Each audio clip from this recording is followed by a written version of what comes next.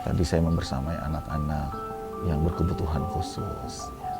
Berkisah di depan anak-anak tunarungu. Nggak bisa dengar, tapi mereka bisa melihat. Ngomongnya susah, tapi Masya Allah, la haula wala quwata illa billah, bisa menjawab ternyata Mas. Dan dengan izin Allah, Bapak itu nggak ada subuh Mas di pangkuan ya. Bapak itu pernah cerita Mas, Le, Bapak itu pingin ya, anak Bapak itu besok ada yang bisa ngajar.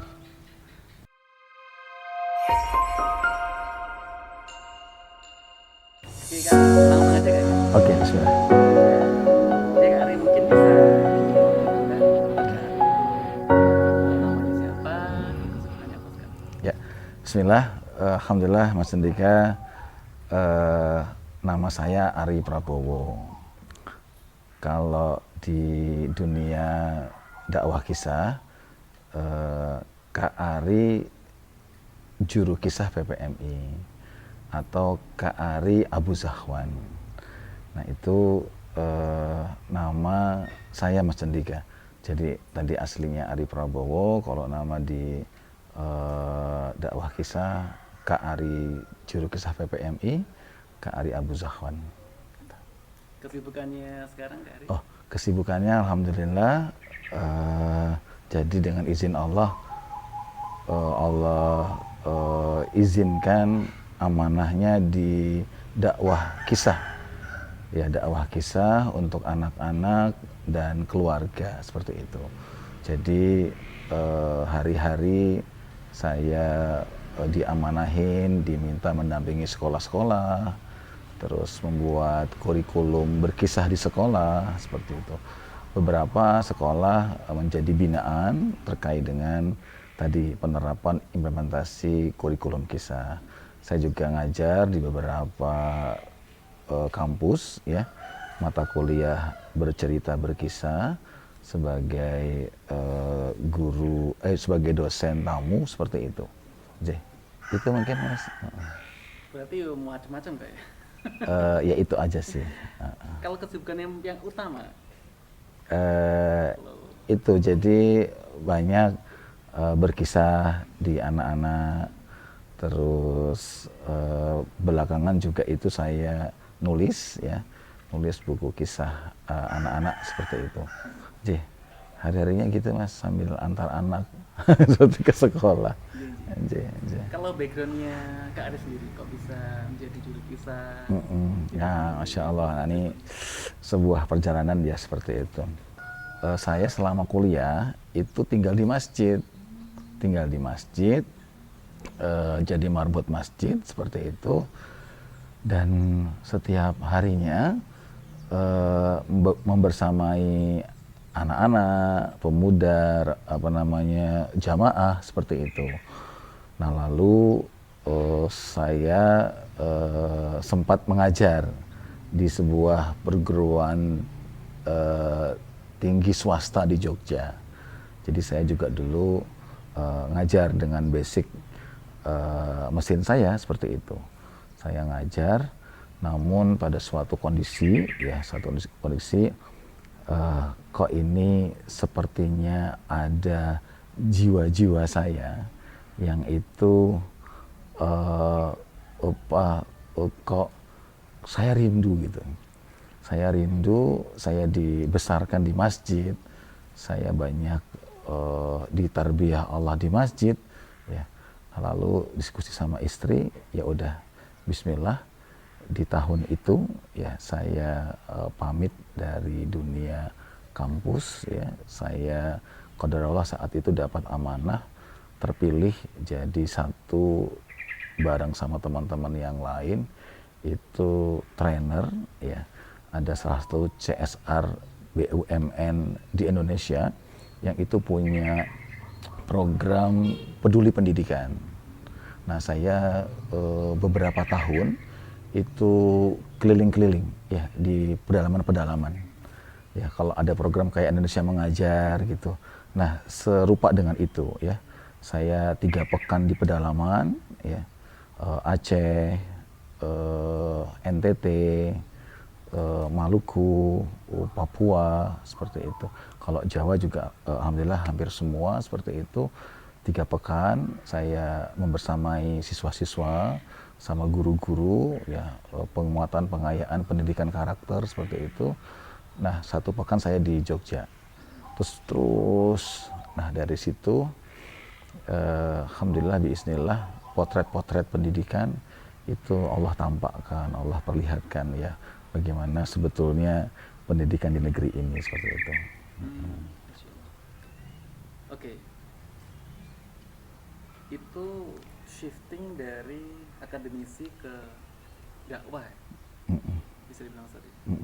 Ada program CSR untuk itu muatannya tadi tuh CSR-nya berarti fokusnya bagaimana mendidik guru-guru untuk bisa membuat kurikulum pendidikan karakter. Nah, terus saya juga audiennya siswa-siswa SMA ya, itu melakukan kegiatan 3 hari itu stimulasi kebiasaan yang akan membangun karakter mereka. Oke, itu Mas, jadi dari pelosok-pelosok ya. Jadi yang di pedalaman itu karena standar penginapan itu sudah fix dari dari vendor kayak gitu, saya harus ke akses kota kayak gitu, sementara lokasinya itu jauh di pedalaman. Jadi saya berangkat harus dini hari gitu, dini hari berangkat gitu sampai ke lokasi sampai sore, terus balik lagi muter gitu di rata-rata sekitar 9 sampai 12 kecamatan gitu selama 3 pekan itu. Oke, tapi belum ada unsur-unsur untuk tentang hal berkisah, fokus ke anak-anak. Gimana? Ya. Turning point-nya untuk fokus ke sana? Iya, sebetulnya nanti titik temunya tadi ternyata passion saya ngajar. Saya ngajar. Yang ngajar tentunya juga nanti ujung-ujungnya mengajar itu ada buahnya bagaimana tadi menjadi baik ya. Karena Rasulullah diutus juga kan poinnya adalah untuk membenahi akhlak seperti itu. Nah, hanya memang ketika pointingnya saya itu berkisah, nah itu nanti ada ceritanya itu nanti. Nah, ceritanya itu jadi setelah saya selesai dari amanah itu di 2015 ya, 2015 itu guru-guru saya ya yang sekarang menempati di Dewan Syuro PPMI, Persaudaraan Pencerita Muslim Indonesia. Nah, sebelum ada PPMI ini ya, di Jogja itu harum namanya ya. Namun sekarang lembaga ini, yayasan ini concern tetap fokus pada pendidikan, yaitu SPA Indonesia, Silaturahim Pencinta Anak-anak ya. Nah, kami yang di Dewan Syuro itu dibesarkan juga dari SPA Indonesia itu. Nah, saya dulu sambil kuliah tadi itu ngajar Al-Quran, berkisah juga seperti itu. Nah, tadi kembali lagi, tadi 2015 saya dari kampus kayak gitu, saya disowanin, saya sowan juga seperti itu ke guru-guru tadi itu. Nah, saya diminta dari hasil Silatnas, ya Silaturahim Nasional, PPMI ke saya lupa di Semarang tapi lokasinya di Semarang, saya dipilih dari hasil musyawarah untuk jadi ketua umum. Nah, otomatis ketika saya jadi ketua umum, gerak saya banyak di PPMI, Persaudaraan Pencerita Muslim Indonesia. Sebelumnya Persaudaraan Pendongeng Muslim Indonesia. Gitu.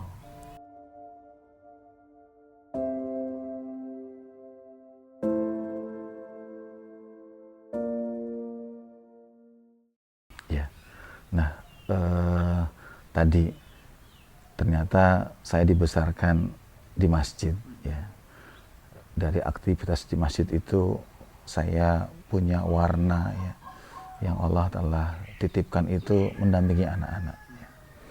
Sampai anak-anak sekarang itu santri-santri saya itu sudah ada yang S3 doktor ke luar negeri. Terus Masya Allah ya. Jadi mereka juga masih menghormati saya. Bahkan kemarin juga Ramadan ini juga ada yang dulu kecil banget ya. Sekarang udah punya keluarga gitu, ngontak saya dengan kebahagiaan yang ada. Nah ini yang menjadi ini saya. Dan memang saya teringat sosok Allahyarham Bapak. Bapak. Saya ingat saat SMP Mas Cendika, saya ikut Bapak, ya Bapak saat itu sedang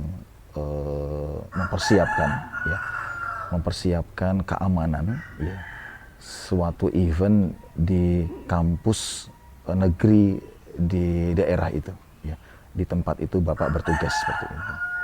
Nah Bapak bertemu dengan rektor, bertemu dengan pihak kampus gitu. Nah saya ikut itu, saya ikut Bapak cerita itu. Terus Bapak itu pernah cerita Mas, kok Bapak itu pingin ya anak Bapak itu besok ada yang bisa ngajar. Nah itu yang akhirnya saya mengembalikan kenangan-kenangan dawuh itu ya, dawuh Bapak yang alhamdulillah bismillah saya merasa bersyukur sekali sampai akhir beliau gitu. Saya dipilih juga alhamdulillah diizinkan oleh Allah bisa melepas ya kepulangan Bapak, walaupun saya di Jogja, Bapak di Kalimantan seperti itu. Saya mestinya ada jadwal Sabtu itu ke Kalimantan, sama juga itu cara Allah, Masya Allah luar biasa Mas Cendika. Saya mohon maaf hari Ahad ya, saya harus diminta ya, sudah dibelikan tiket ya, hari Sabtunya kegiatan pawai Muharram di pedalaman Kalimantan ya, di pedalaman Kalimantan yang nanti harus pakai speedboat seperti itu ya, speedboat gitu. Nah hari Sabtu saya mestinya sudah berangkat, hari Jumat adik yang sedang di sana di Kalimantan itu telepon, Mas dipanggil sama Bapak, ya qadarullah ya, adik itu WA setelah saya dapat pesan dari panitia yang undang saya di Bantul, yang ternyata jadwal saya ditunda. Wah langsung bersyukur sekali, Masya Allah, siap saya hubungi teman ya untuk nuker jadwal. Alhamdulillah biiznillah Mas, saya sampai Ba'do Isya saya kumpulkan Mas sama adik gitu, dan dengan izin Allah Bapak itu nggak ada subuh Mas di Pangkuan ya, di Pangkuan. Nah itu sepertinya saya ingat dawuhnya beliau, dan ibu pun juga pada akhirnya mendukung itu, seperti itu, mendukung passion saya di ngajar dan dakwah tadi itu. Jadi kan tadi ada cerita tentang bagaimana Kak Ari melepas kepergian ayahanda, yang insya Allah ayahanda sudah melihat Kak Ari sebagai seorang pengajar ya. Ada nggak keinginan ayahanda yang spesifik Kak Ari untuk mengajar anak-anak gitu? Enggak sih, ya enggak. Cuma memang qadarullah Bapak itu kan anaknya banyak Mas. Jadi Bapak itu Masya Allah ya. Semoga Allah rahmati beliau, Allah muliakan beliau. Terlebih di bulan Sya'ban dan bulan Ramadan ini insya Allah. Bapak itu sangat sayang sama anak-anak, ya, sangat sayang banget. Ya. Bahkan saya dengar sendiri itu. Jadi saya 6 bersaudara Mas. 6 bersaudara. Nah ingat banget saya. Jadi akhirnya saya tuh kembali tuh ingat, kok saya kayak gini gitu loh. Kok saya kayak gini. Ya. Jadi Bapak tuh 6 ya anaknya gitu. Dan jaraknya itu tuh Masya Allah Mas. Allah yang ngatur gitu. Saya anak kedua, saya punya adik, dan adik saya itu tuh jaraknya jauh Mas. Jauh. Yang ketiga tuh dekat, yang keempat, kelima, keenam jauh. Bahkan saya punya kenangan itu, adik saya keempat saya itu tahu bagaimana proses kecilnya, lahirnya kayak gitu. Terus adik kelima, keenam, ya ibu, ya bagaimana, oh ada lagi lole, ya, gitu tuh, masya Allah gitu. Nah itu Mas, jadi itu. Dan Bapak tahu Mas, saya itu passionnya, jadi apa anugerah yang telah Allah amanahkan untuk ke anak-anak tahu. Karena alhamdulillah biiznillah, jadi saat Bapak masih ada itu, ya alhamdulillah juga pernah Bapak menyaksikan saya diliput media, saya terlihat, ya. Jadi Bapak tahu, ya. Apalagi juga Bapak punya kenangan saat saya di masjid seperti itu, saat saya di beberapa tempat, Bapak pernah menyaksikan tuh anaknya apa namanya, ya memilih peran ini seperti itu, peran ini.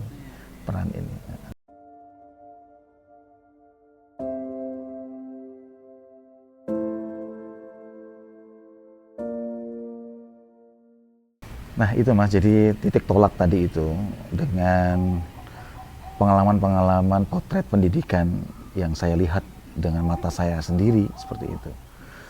Di kampus juga saya tahu, ya.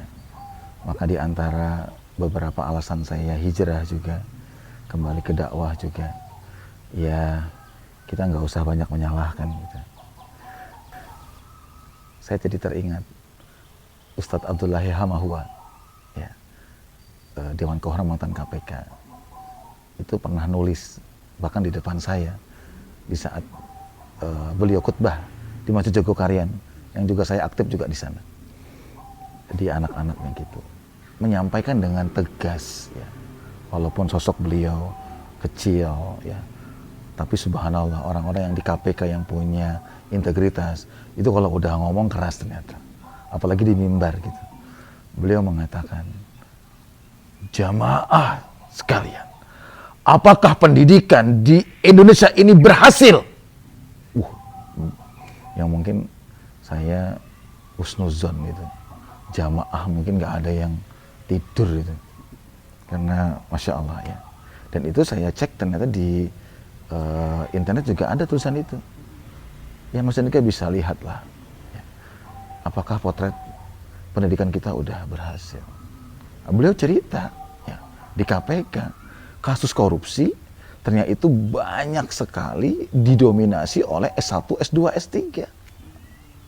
Dari kasus-kasus yang ditemukan, yang belum ditemukan banyak banget gitu, itu didominasi oleh S2 dan S3.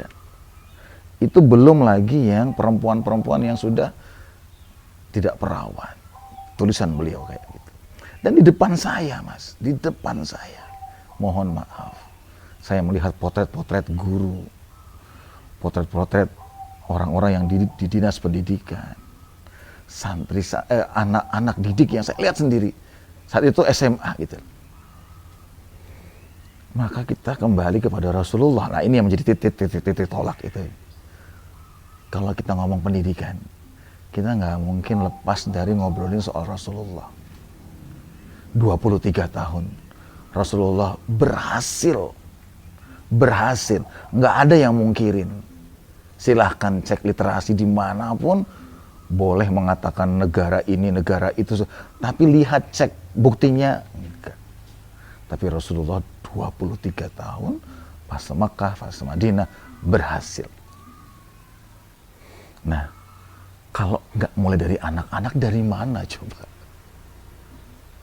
Nanti sebelumnya juga saya akan ngomong, kalau nggak mulai dari keluarga, dari mana? Nah, dengan telaah-telaah itu, saya dengan izin Allah, ya, semakin kuat dengan amanah dakwah kisah ini. Alhamdulillah 2 kali saya diumrohkan gratis, ya. Yang pertama, semoga Allah rahmati beliau, ya. Semoga Allah rahmati beliau, sahabat saya, guru saya, teman saya gitu, ya. Beliau semoga Allah limpahkan, lapangkan, luaskan rezeki beliau. Ya, sampai sekarang saya berkomunikasi dengan beliau. Itu itikaf Ramadan, ya, sampai Syawal juga. Saya mohon sama Allah, ya Allah, kokohkan, ya, istiqomahkan, gitu, mampukan seperti itu. Yang kedua juga sama, diumrohkan juga seperti itu, dalam berkisah juga. Nah itu Mas, jadi saya bisanya ini gitu loh, dari anak-anak gitu. Kalau orang dewasa berat banget gitu loh, susah sekali gitu. Bahkan saya pernah didatangin sama akademisi senior, doktor, kepakarannya Masya Allah, di salah satu kampus psikologi swasta di Solo. Ya. Datang habis umroh ke rumah, rekomendasi sama teman kayak gitu. Mas Ari, hasil riset kami, hasil penelitian kami, paling tidak upaya kita untuk dan soko anak-anak Mas, soko keluarga Mas, ben sing wis ono koyok ngene iki ndak apa-apa, kita balik ke keluarga, anak-anak. Itu Mas.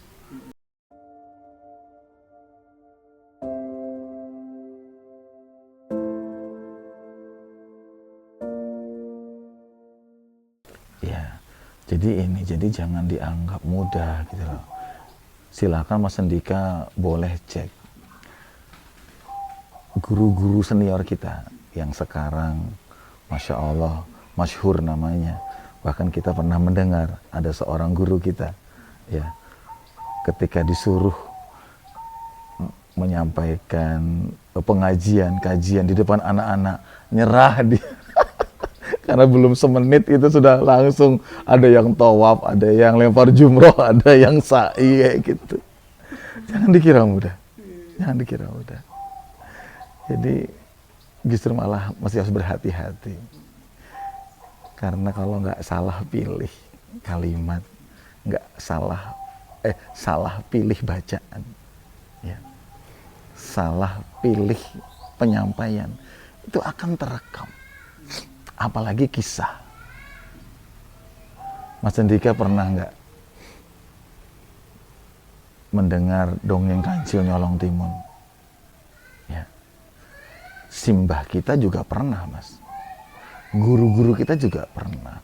Hampir semua peserta pelatihan saya tanya, sudah pernah dengar belum cerita dongeng Kancil Nyolong Timun? Pernah Mas semuanya. Pertanyaannya Mas, bisa nggak itu dihilangkan? Mas Andika bisa nggak Mas? Nggak bisa. Karena sesuatu yang itu tersampaikan ke usia anak-anak itu akan melekat. Apalagi bentuknya tadi, di tengah-tengah kita ada dongeng, ada cerita. Nah kami pakai kisah ya, nanti sambil mengalir nanti kita akan sampai kenapa kisah ini seperti itu. Nah itu begitu melekat gitu loh, begitu melekat. Jadi lika-likunya ya saya harus ritual dulu, saya harus berupaya dulu, ya. Kayak tadi saya barusan membersamai, sebelumnya juga sudah pernah banyak gitu.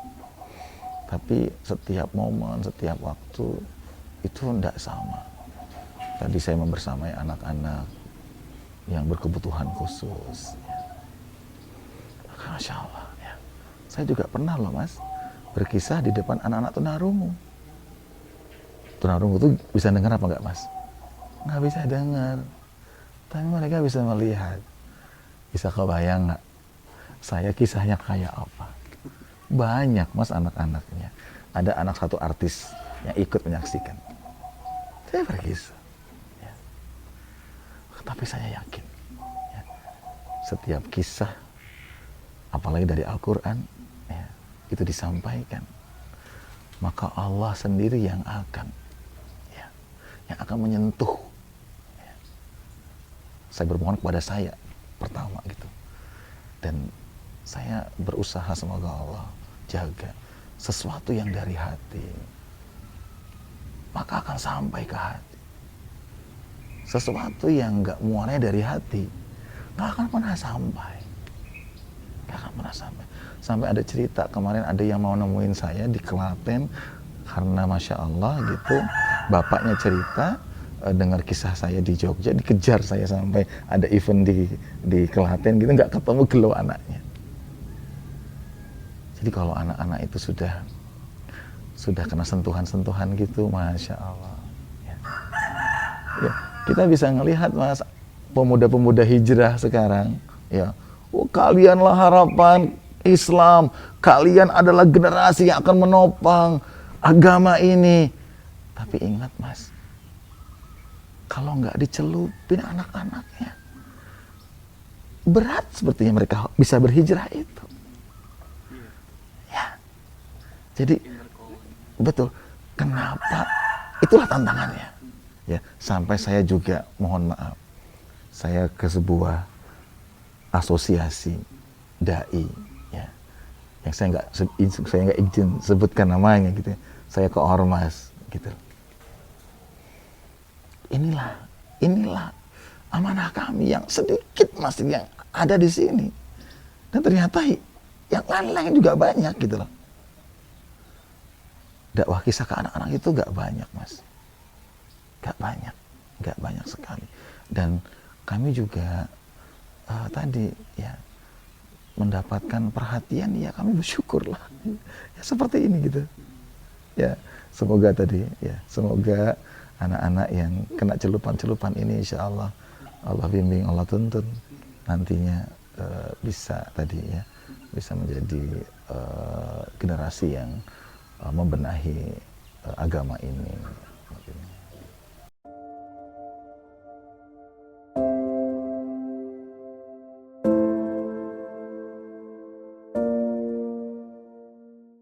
Izin Mas Andika sebelum kesana gitu, ada beberapa kondisi. Jadi kenapa sih pilihan dakwah kisah ini gitu loh? Karena kita makhluk cerita Mas. Hampir tiap hari saat ini, per detik, per satuan menit, orang-orang cenderung ingin menceritakan dengan statusnya, lewat reel, ya, lewat story, lewat apapun itu.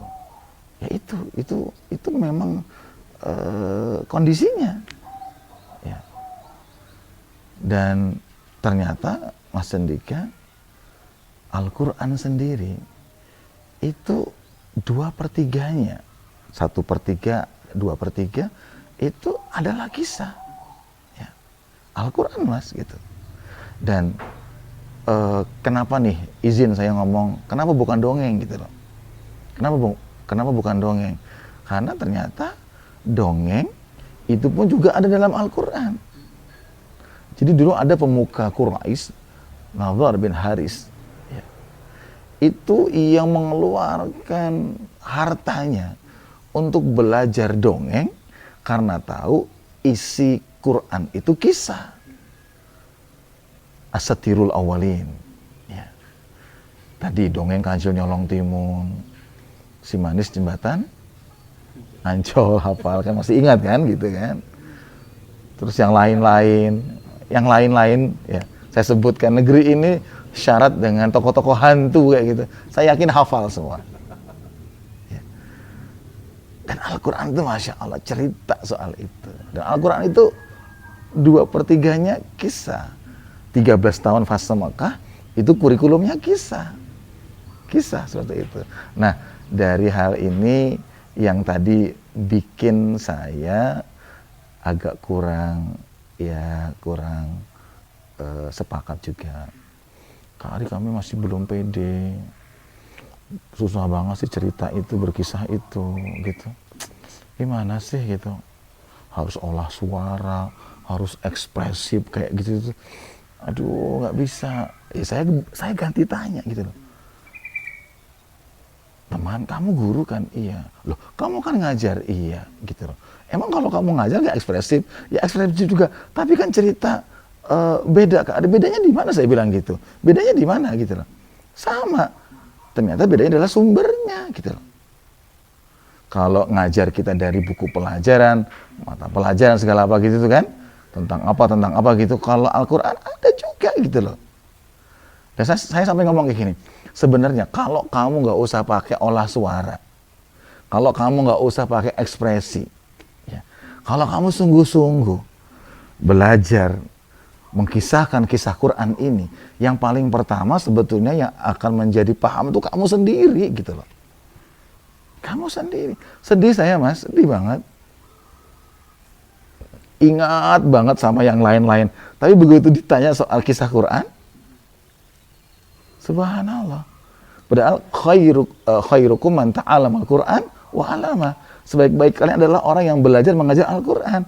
Ternyata nggak cuma belajar bacaannya saja, nggak cuma belajar bagaimana qiraahnya, tapi bagaimana juga mempelajari kandungannya. Di antara kandungannya adalah kisah. Nah, masa sih mas, kisah yang hak la raiba fi hudal lil muttaqin gitu, itu kita nggak pede gitu loh. Kita nggak pede. Bismillah, hadirkan rasa takut, hadirkan kesungguhan, hadirkan mohon bimbingan saat berkisah, maka potret mas anak-anak yang masya Allah kayak tadi itu juga di kursi roda, astagfirullahaladzim, ya, saya mengira Mbak Aisyah panggilannya tadi itu nggak ngerti, ngomongnya susah, tapi masya Allah la haula wala quwwata illa billah, bisa menjawab ternyata mas, paham ternyata. Itu anak yang berkebutuhan khusus yang ada di kursi roda, menjawabnya masya Allah Rabbi Rahman. Apalagi anak-anak. Nah itu mas, jadi ya saya takut, yang paling saya takutkan itu sebetulnya suka dukanya itu kalau saya salah ngomong mas.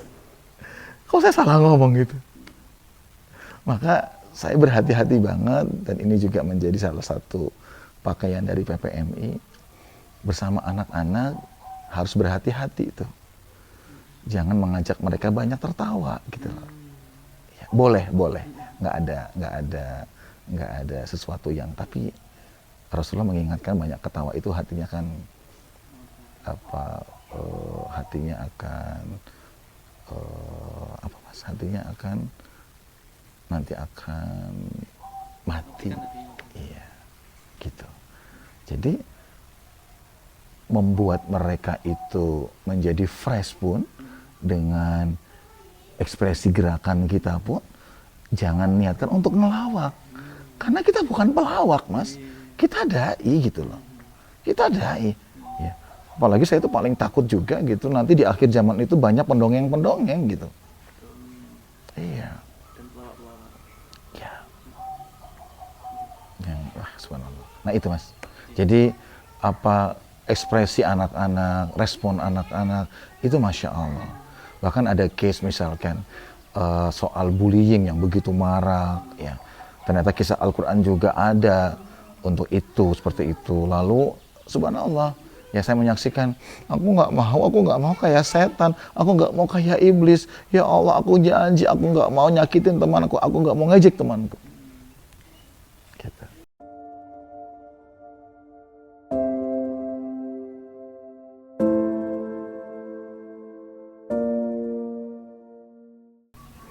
Nah, itu mas, jadi kisah itu, dan ternyata kejadian Palestina, kejadian Suriah, kejadian peperangan segala apa, wah itu juga kejadian tuh di Al-Buruj, di Ashabul Ukhdud itu, seorang pemuda yang masya Allah kenal tauhid kayak gitu, yang siapapun itu beriman kepada Allah maka Allah sebaik-baik menjaganya. Itu mas, itu kalau dikatakan kisah yang punya momen story saya, karena dulu awal saya itu kisah Quran yang saya itu Ashabul Ukhdud, walaupun kisah-kisah Quran yang lain juga itu banyak mas, banyak seperti itu. Tentang apa tuh? Kisah Nabi Yusuf, itu masya Allah. Bahkan Nabi Yusuf pun juga kisah Yusuf ini pun juga digaransi oleh Allah, ya. disaksikan oleh Allah bahwa menjadi kisah yang terbaik, ya, kisah yang terbaik. Nah, ini mirip Mas dengan bulan Ramadan. Ada seorang Syekhul Islam yang mengibaratkan Ramadan itu seperti Nabi Yusuf. Kenapa Mas? Karena Nabi Yusuf satu Ramadan itu punya 11 saudara, yaitu bulan-bulan di luar Ramadan. Ya. Kita lihat saudara Yusuf ini kan bikin ulah nih, sama kayak kita gitu loh. 11 bulan bikin ulah gitu loh. Nah, Nabi Yusuf itu kan satu Mas Ramadan gitu. Sementara punya saudara 11 gitu loh. Nah, 11 ini kan bikin ulah, ya khususnya yang 10 gitu ya. Nah, bikin ulah sampai sedemikian rupa ya. Sampai bikin orang tuanya Nabi Yakub gitu. Itu tidak bisa melihat gitu. Kehilangan gitu. Terus dibully lah, verbal, fisik seperti itu. Betul-betul kalau pingin niru ya didikan gitu. Kalau kita niru Nabi Daud, Nabi Sulaiman kan nggak bisa karena sugih, kaya raya seperti itu kan gitu. Nabi Yakub, Nabi Yusuf, masya Allah gitu. Bahkan ada beberapa riwayat asbab Nabi Yakub itu dipisahkan sama Nabi Yusuf. Suatu ketika bapak anak ini tuh lagi me time kayak gitu, ya me time ngobrol gitu tuh sambil kalau sekarang barbecue Mas ya, apa Mas, bakar-bakar gitu. Nah sambil gitu loh, aroma asapnya, ya itu keciuman sama orang-orang yang membutuhkan. Tuh ternyata puasa juga kan harus relate gitu, ternyata ada juga tuh ternyata apa namanya kalau kita belajar apa referensinya. Nah, Nabi Yusuf juga asik banget tuh. Saya kan ngajar juga di kampus, saya juga ngajar di SMA, saya juga ngajar di SMP anak-anak gitu. Coba sekarang tanya, kapan anak-anak itu menceritakan mimpinya ke orang tuanya? Ternyata datanya anak-anak itu banyak menceritakan mimpinya itu ke temannya, malah ke temannya. Coba lihat kisah Nabi Yusuf dan Yakub. Nabi Yusuf datang, ya, terus rasa ingin ya meminta dukungan kepada sang ayah kayak gitu. Ayah, aku bermimpi ayah, 11 bintang bulan matahari tunduk kepadaku langsung. Seorang nabi ya, Nabi Yakub paham betul ya, anaknya ini yang akan menjadi nanti itu ya, meneruskan ya. Dengan tadi itu, maka masya Allah didoakan Nabi Yusuf bahwa mimpinya itu ijabah, terkabul. Tapi ada syaratnya, jangan ceritakan ke saudara-saudara. Apa potretnya yang bisa kita lihat Mas? Ternyata banyak pemuda-pemuda sekarang kita nggak punya mimpi gitu loh. Jadi kalau anak-anak kita berteman kepada yang nggak punya mimpi, jadilah mereka sama gitu loh. Nah, mimpi itu nggak serta-merta langsung. Mimpi itu perlu diwujudkan. Nah, maka perjalanan Nabi Yusuf ini Masya Allah panjang banget, sempurna sekali, keren banget ya.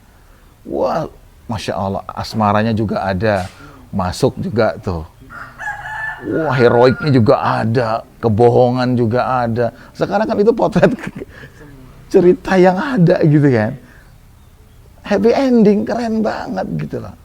Dan Masya Allah, nih, saya juga ingin cerita di Ramadan ini itu, ternyata beberapa kita baca itu 70% rumah tangga itu mengalami sesuatu kondisi nggak baik. Itu dari faktor syaitan. Faktor syaitan. Ya. Coba ingat, Nabi Yusuf ketika bertemu dengan saudaranya, nggak nyalahin saudaranya. Walaupun tahu saudaranya itu berbuat seperti itu. Tapi Nabi Yusuf mengatakan bahwa ini ulah syaitan. Dan apa yang terjadi? 11 saudaranya dimaafkan oleh satu orang Nabi Yusuf. Sama dengan Ramadan, 11 kesalahan-kesalahan di luar Ramadan habis di bulan Ramadan. Nah, nanti kalau diceritakan nanti Masya Allah ya. Gitu Mas. Masya Allah.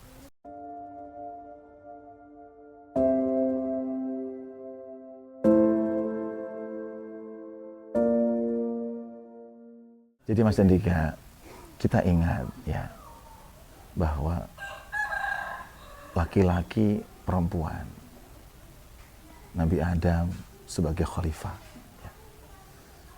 Yang ini nggak disukain sama iblis karena iblis pinginnya itu, tapi iblis punya pengalaman ya. Bangsanya nggak bisa gitu loh, dan Allah maha sempurna ilmunya gitu loh. Nabi Adam ya, sosok khalifah ya. Lalu apa coba kalau kita renungkan, aktivitas apa manusia pertama, laki-laki dan wanita berkeluarga Mas, berkeluarga kan gitu. Coba Nabi Adam ya tinggal sendiri, Hawa diciptakan seperti itu, terus emang nggak ada hubungan? Ada, berdua bareng-bareng kan gitu. Namanya apa? Berkeluarga. Berkeluarga. Nah, ini kisah yang Masya Allah. Keluarga ini awal Allah mendidik Nabi Adam dan Hawa itu bagaimana bersama itu. Makanya ketika Nabi Adam nanya, kamu siapa? Kau akan tenang bersamaku. Ini kan jadi renungan sama wanita-wanita ini. Ya. Ternyata Hawa kan mengatakan kalau ketika Nabi Adam bersama Hawa tenang gitu loh. Maka semoga nih kita berikhtiar terus menjadikan perempuan-perempuan kita bikin tenang seperti itu. Malah jangan bikin sebaliknya gitu, nggak tenang seperti itu. Karena tenang. Nanti Masya Allah juga Khadijah keren banget kan? Tenang juga. Suaminya ketakutan gitu. Beliau fresh banget. Masya Allah luar biasa gitu. Jadi ketika Rasulullah melihat Khadijah tenang kayak gitu tuh, makanya langsung Allah dan malaikat salam sama Khadijah. Ummahatul Mukminin, Ibunda Khadijah. Semoga Allah meridhoin beliau. Ya. Keluarga Mas. Lalu mohon maaf, ternyata kan keluarga ini selalu digoda sama iblis. Betul nggak? Kalau nggak Adam ya Hawa terus dari depan, dari samping, kanan, kiri, belakang terus gitu. Jadi problematika kita dari dulu sudah dicontohin sama Nabi Adam. Nabi Adam, ya, sampai pada akhirnya tadi itu. Nabi Adam Hawa nggak saling menyalahkan. Rabbana zalamna anfusana, salahku bukan salah engkau pasanganku. Nah, kalau ini sudah sama ya, sudah sama, turun anaknya juga, Masya Allah. Ternyata anak juga ada yang tadi bikin jadi fitnah. Nah, itu kan juga kita belajar tuh. Makanya nanti kita juga kalau kita baca Al-Quran, kisah-kisahnya itu kan gitu. Kenapa Nabi Adam disebut sama Nabi Nuh nggak nama keluarganya? Surat Ali Imran ayat 33 disebut Nabi Ibrahim sama keluarga Imran kayak gitu. Dan ternyata Masya Allah Mas, ibadah yang paling lama itu adalah berkeluarga. Maka Rasulullah mengawali dakwahnya dengan keluarga beliau. Nah, semoga insya Allah Mas, ya semampu kita, ya di Ramadan ini, ya apalagi Masya Allah coba Ramadan mau berakhir nih Mas. Coba apa Mas hadisnya? Ramadan nanti mau meninggalkan nih 10 hari terakhir. Ya, apa nasihatnya?